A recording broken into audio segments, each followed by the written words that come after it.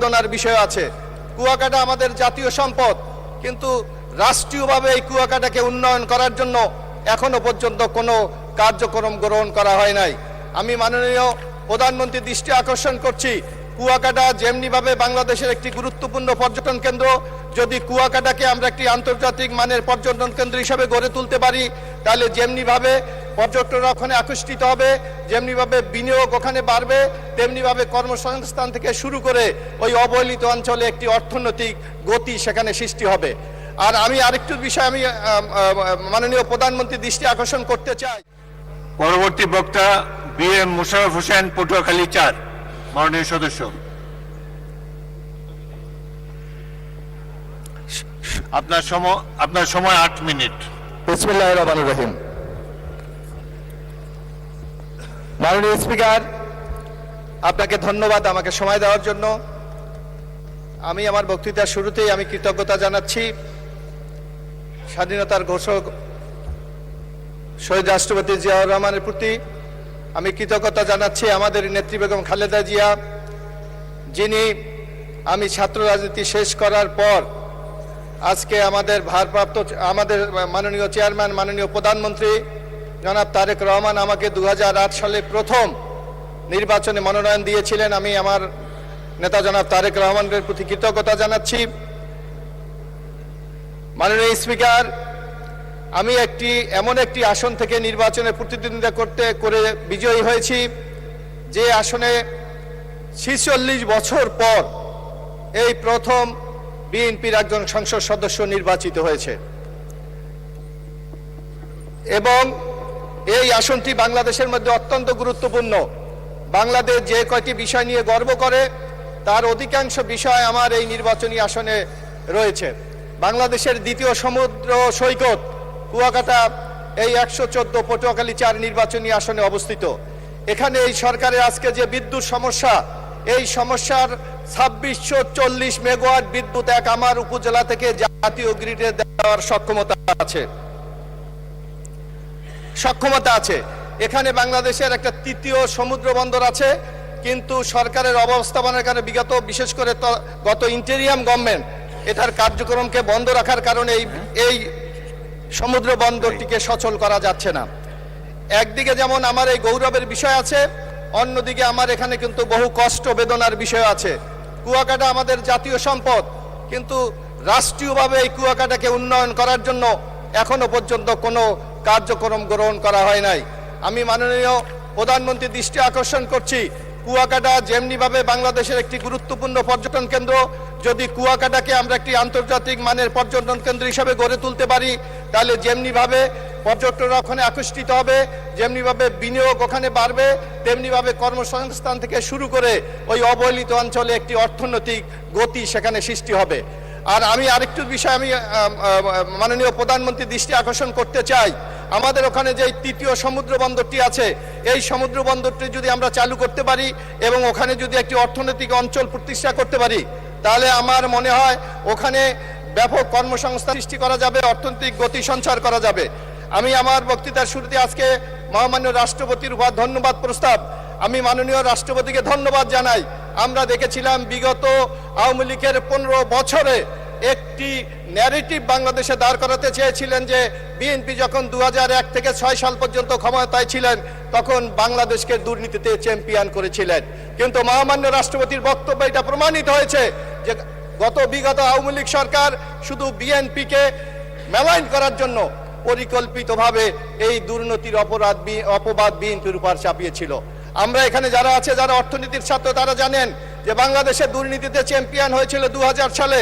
অর্থনীতির সূচকে বলে যে বছর দুর্নীতির রিপোর্ট প্রকাশিত হয়, এই রিপোর্ট হলো তার আগের বছর, অর্থাৎ 1999 সালে, তখন ক্ষমতায় ছিল বাংলাদেশে আওয়ামী লীগ। 1999 সাল, 2000 সাল, 2001 সাল, এই 3 বছরে দুর্নীতির চ্যাম্পিয়ন হয়েছিল বাংলাদেশ। তখন আওয়ামী লীগ ক্ষমতায় ছিল, শেখ হাসিনা ক্ষমতায় ছিল, কিন্তু আমাদের নেত্রী বেগম খালেদা জিয়া ক্ষমতায় এসে এই দুর্নীতিকে হ্রাস করে 2006 সালে আমরা যখন ক্ষমতা হস্তান্তর করি, তখন দুর্নীতি সূচকে বাংলাদেশ 13তম অবস্থানে করেছিল, অর্থাৎ দুর্নীতির লাগাম টেনে ধরেছিল বিএনপি। আজকে এমনিভাবে এই গণতন্ত্রকে হত্যা করার জন্য, আজকে এই নির্বাচন ব্যবস্থাকে ধ্বংস করার জন্য গত আওয়ামী লীগ সরকার যে পদক্ষেপগুলি গ্রহণ করেছিল, এখানে আমি যারা আমাদের মাননীয় সংসদ সদস্য আছেন আমি অত্যন্ত শ্রদ্ধার সাথে স্মরণ করতে চাই যে আজকে আমরা অনেকে এখানে জাতীয় সংসদ সদস্য হিসেবে আছি, কিন্তু আমাদের অনেক সহযোদ্ধাকে কিন্তু আমরা হারিয়েছি। সেই কথাটাও কিন্তু আমাদের মনে রাখতে হবে। আমাদের আজ জাতীয়তাবাদী ছাত্র দলের সহকর্মী ইলিয়াস আলী আজকে আমাদের মাঝে নাই, আমাদের সহকর্মী ছাত্র দলের সভাপতি নাসিরউদ্দিন পিন্টু আমাদের মাঝে নাই, আমাদের জাতীয়তাবাদী ছাত্র দলের সাধারণ সম্পাদক শফিউল বারী বাবু আমাদের নাই। এমনিভাবে অসংখ্য সহযোদ্ধাকে কিন্তু আমরা বিগত 15 বছর আন্দোলন সংগ্রামে হারিয়েছি। শুধু জাতীয়ভাবে এই অবস্থা, কিন্তু আমি যদি আমার এলাকার দিকে তাকাই, আমি যে নির্বাচনী এলাকা থেকে বিজয় হয়ে এসেছি, আওয়ামী লীগের 15 বছরে আমাদের 7 জন সহযোদ্ধাকে সেখানে হত্যা করা হয়েছে। আমি কৃতজ্ঞতা জানাই মাননীয় আমাদের প্রধানমন্ত্রীকে, প্রতি বছর এই শহীদ পরিবারের জন্য ঈদের সময় উনি যে ঈদের সামগ্রী পাঠিয়েছিলেন, তার জন্য ওই পরিবারগুলি আজকে আমি সুযোগ পেয়েছি, তাকে আমি বলছি তার প্রতি কৃতজ্ঞতা জানিয়েছে, তার প্রতি সন্তোষ প্রকাশ করেছে মাননীয় স্পিকার। আজকে আমরা দেখেন এই নির্বাচনে আজকে অনেক সংস্কারের কথা বলে, কিন্তু মাননীয় স্পিকার আপনি জানেন যখন আওয়ামী লীগ ক্ষমতায় ছিল এই 5ই আগস্ট ঘটবে কিনা বাংলাদেশে আমরা জানি না। তখন আমরা দেখেছিলাম আমাদের নেতা মাননীয় প্রধানমন্ত্রী তারেক রহমান 2023 সালের 17 জুলাই সর্বপ্রথম রাষ্ট্র মেরামতের জন্য 31 দফা কর্মসূচি ঘোষণা করেছিলেন। সেই কর্মসূচির আলোকে আজকে ঐক্যমত কমিশনের অনেক কিছু প্রস্তাব গৃহীত হয়েছে, কিন্তু আমি মনে করি তার মূল ভিত্তি রচনা করেছে আমাদের নেতা মাননীয় প্রধানমন্ত্রী জনাব তারেক রহমান।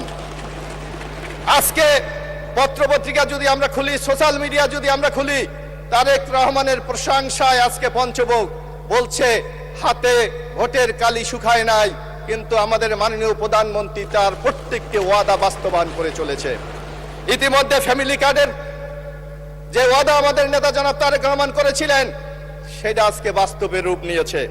আমরা দেখেছি ইমাম মুয়াজ্জেম যারা আমাদের সমাজের সবচেয়ে অবহেলিত, আমরা যারা গ্রামগঞ্জে বসবাস করি, ইমাম মুয়াজ্জেমের বেতন দিতে গিয়ে যে কি লঙ্কা কাণ্ড ঘটে তারা আমরা গ্রামে যারা থাকি আমরা বুঝি।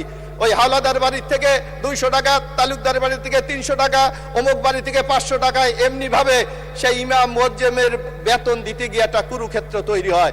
কিন্তু আমি ধন্যবাদ জানাই আমাদের মাননীয় প্রধানমন্ত্রীকে, নির্বাচনের সময় উনি যে ঘোষণাটি করেছিলেন ইতিমধ্যে ইমাম মুয়াজ্জেমদেরকে সেই ভাতা দেওয়ার মাধ্যমে ইনশাল্লাহ উনি ওনার ওয়াদাটা পূরণ করেছেন। এবং আমরা আরেকটা জানি, আমাদের নেতা শহীদ রাষ্ট্রপতি জিয়াউর রহমান, আমি যখন ছোট, আমি তখন 10ম শ্রেণীতে পড়ি, জিয়াউর রহমান সাহেব তখন আমার ওখানে খাল কাটতে গিয়েছিলেন। আমি ছোট্ট বয়স, আমরা যখন স্কুলের ছাত্ররা দাঁড়িয়েছিলাম, হঠাৎ দেখলাম একটি লোক চশমা পরে আমাদের সামনে এসে দাঁড়িয়েছিলেন। আমিও সেই দিন হ্যান্ডশেক করার সুযোগ পেয়েছিলাম। সেই যে বিএনপির প্রেমে পাগল হয়েছিলাম, আজ পর্যন্ত কিন্তু সেই বিএনপি আমরা করে চলি।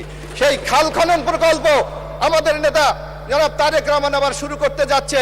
ইনশাল্লাহ আগামী 16ই মার্চ দিনাজপুর থেকে এই প্রকল্প শুরু হবে। আমি মনে করি বাংলাদেশের ইতিহাসে একটি উৎপাদন ব্যবস্থাকে আমরা আরো বেশি বৃদ্ধি করার জন্য এই খাল খনন প্রকল্প বাংলাদেশে একটি টনিকের মতো একটি বিষয় হিসাবে আগামী দিনে কাজ করবে। মাননীয় স্পিকার, আজকে আমাদের নেতা জনাব তারেক রহমান, ইতিমধ্যে আপনারা দেখেন বাংলাদেশে ক্লাইমেট চেঞ্জের যে অবস্থা, বিশেষ করে আমি যে এলাকার সেই কুয়াকাটা সমুদ্র উপকূলীয় একটি এরিয়া, সেখানে কিন্তু তাপমাত্রা ধীরে ধীরে বেড়ে যাচ্ছে। এখানে যে 2620 বিদ্যুৎ কেন্দ্র করা হয়েছে, সেখানে প্রতিনিয়ত আমাদের এলাকায় পরিবেশ দূষণ হচ্ছে, অথচ আমাদের নেতা তারেক রহমান ঘোষণা করেছেন যে মাননীয় সদস্য আপনার সময় 2 মিনিট বাড়িয়ে দিয়েছেন, 2 মিনিটের মধ্যে শেষ করেন অনুগ্রহ করে। আশা করি ইনশাল্লাহ এই প্রকল্পগুলি যদি আমরা বাস্তবায়ন করতে পারি, ইনশাল্লাহ তারেক রহমানের নেতৃত্বে আমরা একটি নতুন বাংলাদেশ ইনশাল্লাহ আগামী দিনে আমরা পাবো। মাননীয় স্পিকার, আমি একটু আমার এলাকার 2-1টি সমস্যার কথা আমি বলতে চাই। এখানে আমার যারা মাননীয় সংসদ সদস্যরা আছেন, বাংলাদেশে প্রায় 455টি উপজেলা আছে, কিন্তু একটা মাত্র উপজেলার আমি বাসিন্দা, রাঙ্গাবালী উপজেলার কলাপাড়া রাঙ্গাবালী নিয়ে 114 পটুয়াখালী 4 নির্বাচনী আসন। সেই রাঙ্গাবালী উপজেলায় কোনো হাসপাতাল নাই। আমি মাননীয় স্বাস্থ্যমন্ত্রী, আমি প্রধানমন্ত্রীর দৃষ্টি আকর্ষণ করব, একটা মাত্র উপজেলা যেখানে কোনো হাসপাতাল নাই, অনিত বিলম্বে সেখানে যাতে একটি হাসপাতাল তৈরি করা যায় সেই ব্যবস্থা গ্রহণ করার জন্য আমি বিনীত অনুরোধ জানাবো। আমরা নির্বাচনে, আমি জানেন আমার ওখানে একটি থানা আছে, মহিপুর থানা। আমি আশা করি মাননীয় প্রধানমন্ত্রীর দৃষ্টি আকর্ষণ, নির্বাচনে আমাদের অন্যতম একটা কমিটমেন্ট ছিল এই থানাটাকে আমরা উপজেলায় রূপান্তরিত করব। আমি আশা করি নির্বাচনের অঙ্গীকারকে বাস্তবায়ন করার জন্য মাননীয় প্রধানমন্ত্রী জনাব তারেক রহমান প্রয়োজনীয় ব্যবস্থা গ্রহণ করবেন। এছাড়াও আমাদের এলাকায় নানা সমস্যা আছে, নদী ভাঙ্গন। আমার ওখানে রাঙ্গাবালী একটি উপজেলা, আপনার জানেন সমুদ্র বেষ্টিত, যেমন সেন্ট মার্টিনে অনেকে গিয়েছে, হয়তো রাঙ্গাবালী যায় নাই।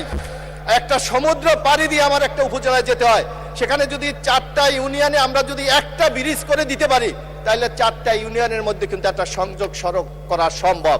আমি মাননীয় স্থানীয় সরকার মন্ত্রণালয় আছে, ইতিমধ্যে সেই মন্ত্রণালয়ে ইতিমধ্যে প্রকল্প জমা আছে। 1,60 কোটি টাকা যদি দেওয়া যায়, তাহলে সেই ব্রিজটি করে 4টা ইউনিয়নের মধ্যে একটা আমরা সংযোগ সড়ক গড়ে তুলতে পারি। আমি আজকে এই সংসদের মাধ্যমে আমি আবারও মাননীয় প্রধানমন্ত্রী আমাকে নমিনেশন দিয়ে আজকে এখানে বিজয় করে আনার জন্য তার প্রতি কৃতজ্ঞতা জানাচ্ছি, এবং আগামী দিনে যে একটি সুখী সমৃদ্ধ বাংলাদেশ গড়ে তুলবে, সেই বাংলাদেশ গড়ায় তার একজন সহযাত্রী থাকার অঙ্গীকার ব্যক্ত করে আমার বক্তব্য এখানে শেষ করছি। শহীদ জি অমর ও খালেদা জি। ধন্যবাদ মাননীয় সদস্য। সংসদের বৈঠক আগামী 15ই চৈত্র 1432, 29শে মার্চ 2026